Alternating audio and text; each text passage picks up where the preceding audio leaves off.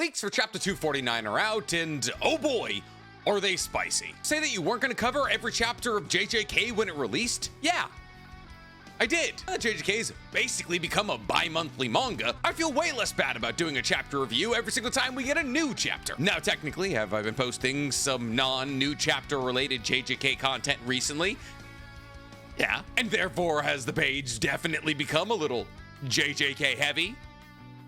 Yeah, but hey, it's not only gonna win Anime of the Year, but it also hasn't missed manga-wise in about a year. I mean, it's been straight flames for like 50 straight chapters, so who can blame me? And the straight flames have continued with some California wildfires level of heat in chapter 249. See, I'm not gonna sit here and say that every single chapter of JJK in the last year has been perfect, as there's definitely been a couple yapping chapters, and the Takaba fight was confusing to somebody who speaks English and doesn't understand Japanese classical comedy, which is why we haven't covered every single chapter. But chapter 249 was incredible, and therefore has to be a chapter we cover. Because in chapter 249, we not only got the confirmation of Kenjaku's death, but we also got the revealing of Yuta and Yuji's plan to kill Sukuna, and the unveiling of Yuta's domain expansion, which might be called Mutual Love of the True and Fake, or True Mutual Love. We don't really know. Every fan translation is different. And that's just some of the points we need to talk about, as this chapter could also possibly key us into what the ending of JJK is gonna look like, and maybe most importantly, who will be left standing when the dust settles. So with no further ado, let's get into a chapter 249 review. But before we get into all that, guys, please, for me, like this video, subscribe to the page, and hit that noti bell. And if you love the idea of me keeping you up to date with all the anime and manga news out there, then you're gonna love my anime podcast, Otaku's Anonymous, where me and Danny Mata talk about everything that happened in anime and manga this week. It's available on YouTube, Spotify, and Apple Podcasts. Or if you just want to look like somebody who keeps up with all things anime and manga, then you're gonna love my merch store, otakusanonymous.net, where we just dropped a brand new JJK line of merch. So heading into chapter 249, one of the biggest fears of the collective fan base is that we were going to cut away from Sukuna and Yuta's fight to focus on something like Arame versus Akari, as that's kind of been the way that Gege has been writing the ending of JJK. We introduce a big fight like Higuruma and Yuji versus Sukuna, and then we cut away to a different, somewhat equally important fight for 5 to 10 chapters. And while technically chapter 249 did start cut away from Sukuna and Yuta's fight, fortunately it didn't cut away to Arame and Hikari. No, it cut back in time to Yuta versus Kenjaku. Specifically, this chapter opens with Yuta standing over Kenjaku's decapitated body. And the point in time that we're cutting back to is Kenjaku telling Yuta that his will be inherited. And this is already the first interesting point of this chapter. See, I find it interesting that we're hammering this point again. I mean, I know it's been a couple of weeks since we saw Kenjaku decapitated by Yuta, but to cut back to Kenjaku, specifically in the moment when he's telling Yuta that his will be inherited, makes me believe that Kenjaku's will being inherited does not mean Sukuna gaining the right to merge Tengen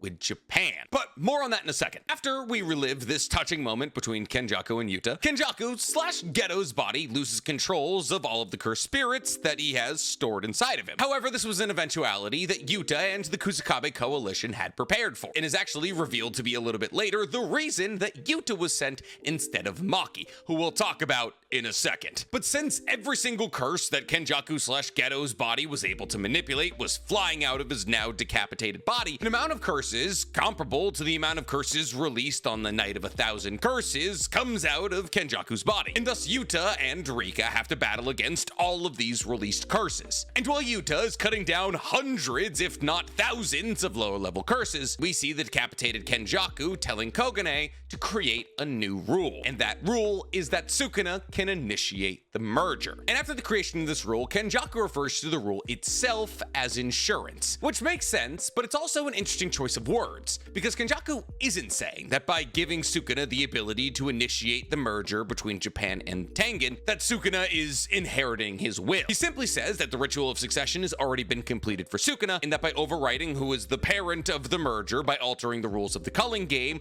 allows Sukuna to initiate the Great Merger. At which point, an embryo version of Tengen that was presumably inside of Kenjaku's body flies away like a member of the Z-Fighters, presumably towards Sukuna, which technically makes Tengen the second child that Kenjaku has made specifically for Sukuna. After Tengen flies away at Mach Jesus, Yuta finishes the job against Kenjaku, stabbing him in the brain, which is kind of the most important part when battling against Kenjaku. At which point Kenjaku says, well, he hasn't enjoyed being alive the last millennia. He's happy that the last person he got to play with was Takaba. We then smash cut back to Yuta versus Sukuna, and the scene opens with Yuta realizing that Sukuna's reverse curse technique is coming back, as he's able to recreate the hand that either was cut off by Higuruma or was destroyed by blocking an attack from Rika. And thus Yuta fears that by Sukuna switching back to his original body, that he'll soon gain access to the domain expansions he currently can't use. Because if you remember, because of Sukuna and Gojo opening, I believe it was 4 domain expansions in a row, and then using reverse curse techniques on the part of their brain that control domain expansions, that both Gojo and Sukuna fried the part of their brains that are able to use domain expansions. And this is why the Executioner Sword plan was formed in the first place. Because if Higuruma had flown in and used his domain expansion against Sukuna while Sukuna had the ability to use his domain expansion, then the non-aggression pact would have been nullified by the fact that Sukuna would have won in a battle of the domains. Yuta makes this astute observation that eventually Sukuna will be able to use his domain expansions again, while beating himself up over the fact that Higuruma was defeated because he was off battling against Kenjaku, as he believes, at least temporarily, that Maki would have been a good enough assassin. But eventually he realizes that the full power of Rika was a necessity to battle against all of the cursed spirits that were released from Geto/Kenjaku's body. But this leads us to one of the most poignant and important questions that comes from chapter 249. And it's a question that's been around for a while. Where is Maki? What's she doing? We have Mei firing crows off of Sukuna after Higuruma's domain blows up. The shiesty sorcerer is going toe-to-toe with the king of curses. Meanwhile, somebody who's supposed to be top 10 in the universe in terms of strength, and Maki is doing what? Maybe she's polishing the inverted spear of heaven? Maybe she's trying to resharpen Playful Cloud? What's going on? I mean, Yuta is battling Kenjaku back to back with Sukuna, and Maki hasn't been seen in any meaningful capacity in what, 40 chapters? But enough about Maki, because apparently she's not in the story anymore. Yuta then lunges at Sukuna with his katana, but Sukuna catches it, but doesn't really catch it. See, Sukuna applies hundreds of mini slashes of his curse technique to his hand in order to hold the sword kind of like a chainsaw, so that Sukuna himself isn't touching the katana, as Yuta's swords are overbrimming with the cursed energy of Rika, and therefore just coming into contact with them can A, be deadly, and B, possibly be a conduit for Yuta stealing and or copying your technique. Yuta, realizing that Sukuna's got a hold of his blade, then decides to drop it and punch Sukuna directly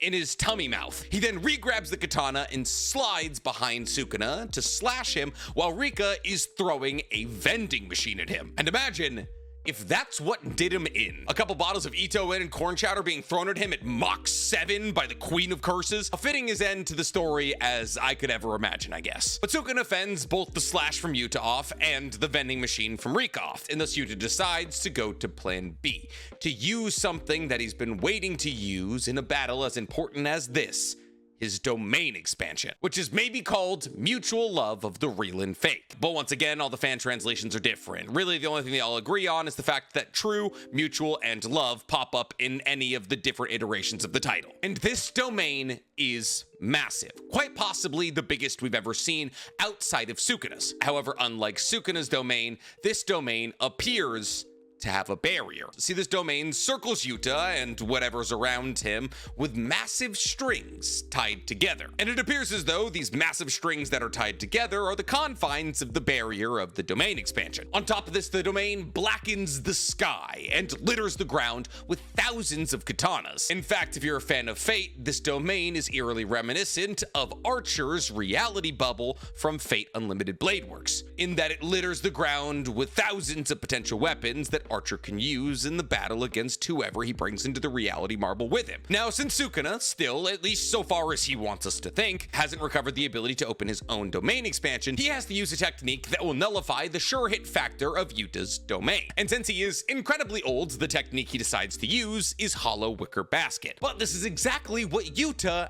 and Yuji want. As to keep Hollow Wicker Basket active, Sukuna has to keep at least one of his pairs of hands clasped in order to form the necessary hand sign to keep Hollow Wicker Basket around him. On top of this, he also has to continuously chant with one of his mouths, which limits Sukuna both as a brawler and a sorcerer, as truly his greatest strength, at least in his current form, is having 4 arms and 2 mouths. That allows him to fight hand to hand with his opponents while using his other hands and his other mouth in order to do hand signs and chants to fire off high-level jujutsu attacks. And in fact, Sukuna having 4 arms and 2 mouths is why he's said to be the perfect sorcerer. And therefore, as soon as Sukuna activates Hollow Wicker Basket, Yuta flies in with one of the katana from the ground and strikes Sukuna, which Sukuna blocks with his other pair of arms. And it's at this point that the manga hints at something that's happening here that we haven't seen in a couple of years. See, when Yuta strikes Sukuna's arm, the sky where he strikes is cracked, and this is meant to show us that Yuta is manipulating the sky,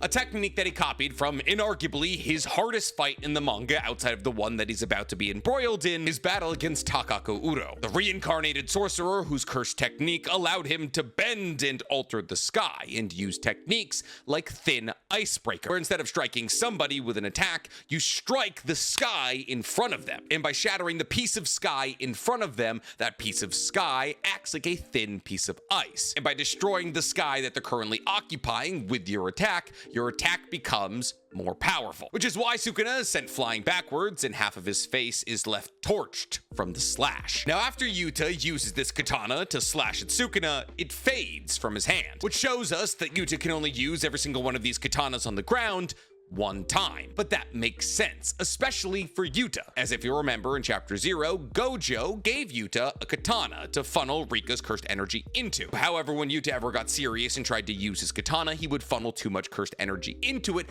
and destroy it. And thus this domain is supposed to be a representation of all the katanas he's destroyed and remade with his cursed energy. But since he's surrounded by thousands of swords, Yuta is able to funnel as much cursed energy into these blades as he wants to. And as these blades fade away, he can simply grab a new one and funnel cursed energy into it. And thus he never has to worry about how much cursed energy he's funneling into his swords in this domain, as no attack, regardless of how powerful it is, will leave him swordless. Which means that this domain operates a bit like Megumi's domain, where because within the confines of this domain, Yuta doesn't have to worry about the amount of cursed energy he's using, he can operate at 120%. Now technically, all of that is speculation, but that's my current speculation based on what I've seen thus far, and I believe it's fairly accurate. And after being launched back by Thin Icebreaker, Sukuna does a little reflecting on his current situation, and he realizes that this is exactly where both Yuji and Yuta wanted him to be. However, that reflection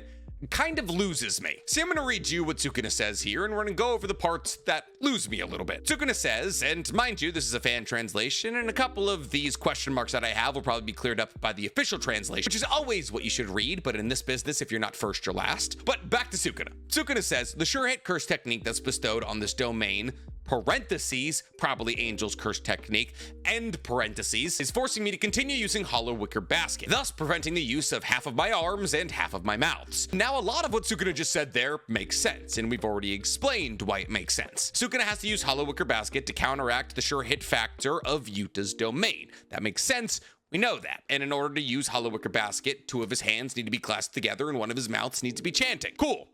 We know that. What loses me here is the parentheses. The sure hit technique that's bestowed upon this domain, parentheses, probably Angel's curse technique, end parentheses, because that seems to be implying that Yuta's domain is not only influenced by a curse technique that he copied from Angel, but that the sure hit aspect of his domain is tied to Angel's curse technique. Now, for those of you who don't remember who Angel is Hana Kurusu. See, Angel and Hana kind of have a relationship like Yuji and Sukuna, but Angel's a good person and Sukuna's a bad person. See, Angel was a sorcerer from the Heian period, and a very strong one at that, who came back because of the culling game. But Angel and Hana live more symbiotically than Yuji and Sukuna or Megumi and Sukuna, which leads to them not only being compatible, but also very powerful. But a lot of their power is tied into Angel's curse technique, which is technique extinguishment, which means that Angel has the ability to extinguish all curse techniques and cursed objects, as well as barriers, meaning that with this ability, Angel is basically able to eliminate all domain expansions, cursed objects, or cursed techniques that you would try to use against her. And that's without even talking about her ability, Maximum Output Jacob's Ladder, which is exactly what it sounds like. Technique extinguishment at maximum output. Basically nothing, including special grade cursed objects like the Prison Realm, stand a chance against it. So we've established the fact that Hana/Angel and their cursed techniques are very powerful. How exactly would that play into giving Yuta a sure hit factor in his domain? Because here's the thing, I could see Angel's curse techniques playing into a domain expansion in a myriad of different ways. But the way that would make the most sense to me is that by incorporating her technique extinguishment ability into the domain expansion, you could make sure that either no curse techniques happen within the confines of this domain expansion, or everyone but you can't use curse techniques. That would be broken, and it would kind of be like Higuruma's domain expansion, which locks everybody into a contract of non-violence. There's even an aspect of Higuruma's domain expansion where you can confiscate curse techniques, but there's no sure hit factor in Higuruma's domain expansion, and thus I'm really struggling with finding the connection between Angel's curse technique and a sure hit factor in Yuta's domain. And I'm genuinely curious and asking, for those of you who have read the leaks or maybe the official releases, what do you think is meant by this? Because here's the thing, if technique extinguishment was actually a part of Yuta's domain, then Sukuna shouldn't be able to use Hollow Wicker Basket. So I'm genuinely lost. And the second half of the speculation isn't much better. Now, once again, I'm reading fan translations, and the official translations might fix this confusion. But after Sukuna talks about how the use of Hollow Wicker Basket prevents the usage of half of his arms and half of his mouth, he says, and with that, attacking me with the unlimited curse technique copy that likely only activates inside the domain. See, there's a lot of possible head scratchers in there, because copy, so far as we know, doesn't only work in domains. And the wording of the speculation, which is unfortunately consistent amongst all the fan translations I read, calls copy the unlimited curse technique copy. And I don't know what to do with that. Is Sukuna implying that Yuta can use the copy technique limitlessly within this domain? I mean, I guess that would kind of makes sense. Like, his domain allows him to use copied techniques with no cursed energy expenditure. That'd be kind of cool. Or is he implying that Rika, who's the source of this copy technique, has to enter this domain in some way or another in order to copy a technique? I mean, I guess that wouldn't be like ridiculous if we assume that Rika has constant access to this domain because she kind of lives inside of Yuta, and a domain expansion is just an expansion of essentially your psyche and energy, and therefore Yuta has to be within the confines, or Rika has to be within the confines of this domain expansion to copy anything at all? Or does Sukuna just not understand copy? Because here's the thing, we don't really understand copy. The rule of how Yuta copies a technique has never been laid out. For the entirety of the manga and the show, if Yuta wants a technique, he just kind of has it. So is this the rules of copy being laid out now? I don't know. Once again, I'm gonna need your help here. Anyways, while Sukuna is doing all of this thinking, he realizes that Yuji is also in the domain. And thus he realizes that the plan is to jump jujutsukaisen Sukuna so hard that his soul separates from Megumi. As Yuji, with his delayed cursed energy attacks, damage so real that Sukuna believes that Yuji's attacks would be able to separate him from Megumi. Sukuna then mentally congratulates Yuji by saying, "Good job, brat, you now have a role," and chapter 249 comes to a close. So do I think this is the end for Sukuna? Do I think Yuji's gonna punch him out of Megumi? God, no. I think when Yuji gets into a good position because of Yuta's hard work to punch the soul out of Megumi, Sukuna will counter the domain with his own, and thus Yuta will be defeated. But why do I believe this? Well, Chekhov's gun. Yuta's already established fact that Sukuna should be able to awaken his domain expansion soon, and that's essentially Gege telling us that the domain is coming back. They wouldn't have mentioned it if it's not gonna happen. On top of this, I think the chapter opening with Kenjaku once again hammering home the fact that somebody will inherit his will is meant to show us what the end of the story is gonna look like. And that end is the merger. Yes, I believe the merger is going to happen. It's standard anime and manga logic. If a worst case scenario is introduced It will happen. The lowest level of the Tree of Queloth was opened in Black Clover. Madara was able to awaken his third Rinnegan. Yahaba was able to get to the Soul King. And thus, if a worst case scenario is introduced, and worse, if it's talked about a lot, it's gonna happen. Why? Narrative intrigue. We want to see the final form. We want to see the apocalypse, but we want to only see it started. And then we want to see our main characters rise above that new highest level of threat and come out triumphant. And thus, I don't think this is the end for Sukuna. In fact, I would be shocked if it was. But Nick, if the merger happens, wouldn't everybody die? Well, maybe. Or everybody in Japan would be awoken to cursed energy through the temporary connection they had to Tengen. And because everybody in Japan was awoken to cursed energy, cursed spirits would be eliminated because sorcerers don't leak as much cursed energy, which would also lead to a massive refinement of cursed energy in Japan as everybody would now have access to it, once again bringing forward a golden age of jujitsu. And maybe, just maybe, because that is what Geto wanted all along, the death of all non-sorcerers, that Geto was subliminally pulling the strings within Kenjaku's body to make this the ending to JJK's story. But who knows? That's for Saturday's video. So if you want to hear me elaborate on what the ending of JJK could be about, then guys, please, for me, like this video, subscribe to the page, and hit that noti bell. And somebody, for the love of God, get eyes on Tengen.